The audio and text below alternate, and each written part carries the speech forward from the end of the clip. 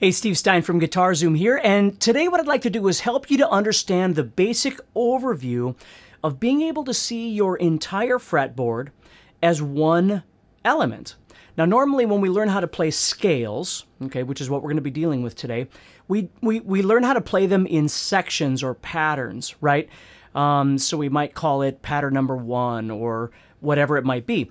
And that's great, and we need to do that. There's no doubt about it. But the goal with that is to be able to see the bigger picture. So we no longer really have to use the words, you know, pattern 1 or pattern 5 or whatever it might be to be able to see them. So for instance, what we're going to be doing right now is I'm going to be talking about the key of G major. Now, I don't want to go into great detail on theory and all that stuff. If that's something that you need to study, I think that's wonderful. But what I want to do is just set up a visual picture of you of what the fretboard would look like, and then you can start kind of working with it. Because when I go to solo, like if I'm going to play over something in the key of G, okay, what I do is I try and visualize all the different places that I can move across the guitar so it's fun for me as a player and it's fun for my listener. So instead of just getting kind of locked into one position on the guitar, and only having that, I could kind of go wherever I want.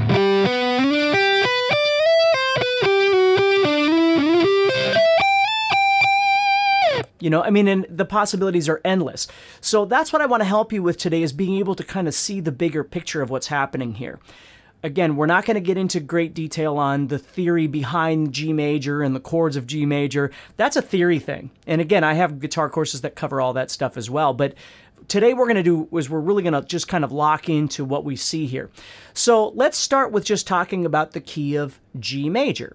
Now, the notes that we're going to be looking at here are going to be G, A, B, C, D, E, F sharp, and G. Now, why am I choosing the key of G? If you've played a lot of guitar or enough guitar, you know that there's a whole lot of songs out there that are written in the key of G, using like G, C, and D and things like that. So it's a really practical key to start working with. Now, everything that we learn is going to be movable. The entire system that we're going to learn is movable across the guitar into whatever key you want to be in. But I always like to tell people, let's start with just one key and really kind of, you know, charge it and for lack of a better term, kind of master it as best we can, because then it gives us the freedom when we're in this very common key. We have a lot of comfortability to move around and get really creative. Then if we have to play in the key of D or something, you know, yes, we can learn how to do that, no doubt about it. We might be a little less comfortable at first, and that's okay, but we have this one really common key that we can really rock in, and that's kind of what we're looking for here. So that's why we're choosing the key of G. Now, if you know anything about theory, you also know that if you learn the key of G major, you're also learning the key of E minor at the same time. Now, again, I don't want to get into big theory about this stuff, but if we're in the key of G major, our notes are G, A, B, C, D, E, F sharp, and then it goes back to G. And the key of E minor uses those same notes. So a really easy way to think about this is if you're in the key of G major, or any key for that matter, and you go up 1, 2, 3, 4, 5, 6 notes, that note that you're playing is what we often refer to as the relative minor.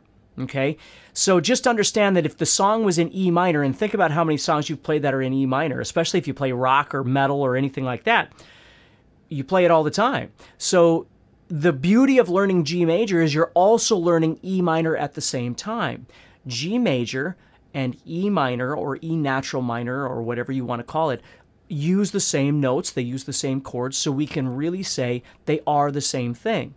The difference is going to be in your approach to soloing, which we're going to get into a little bit later. Okay, so just understand that basic idea, and again, if you want to, you know, dive deeper into the theory, you certainly can. But we're going to be looking at the key of G major across the guitar, and while we're learning G major, we're also understanding that the key of G major is also the same as the key of E minor. And again, we're going to get into a couple of examples of that a little later, and then we'll get into pentatonics and whatnot. So make sure you're tuned up, and let's go ahead and start tackling this G major scale across the guitar.